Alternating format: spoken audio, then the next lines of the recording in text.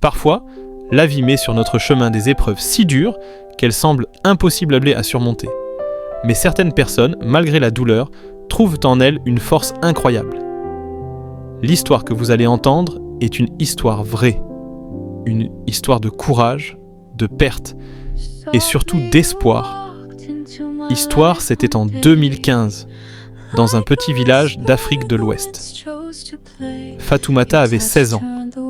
Elle vivait avec sa famille dans une maison simple, construite en terre battue.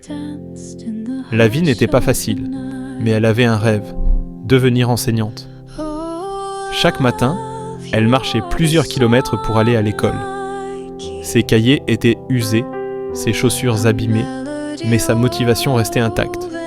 Pour elle, l'école était la seule porte vers un avenir meilleur. Un jour, tout a basculé.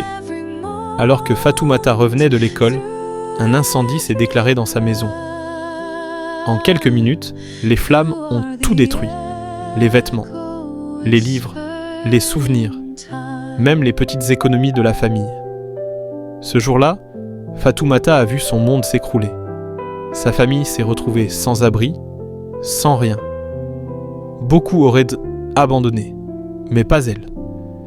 Dès le lendemain, malgré la fatigue et la tristesse, Fatoumata s'était retournée à l'école. Elle savait que si elle arrêtait, elle perdrait aussi son avenir. Après les cours, elle allait aider sa famille à reconstruire la maison, brique par brique.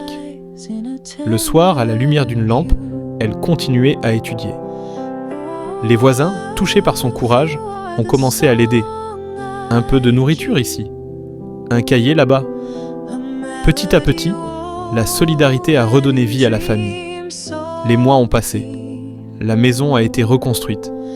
Et contre toute attente, Fatoumata est devenue l'une des meilleures élèves de son école.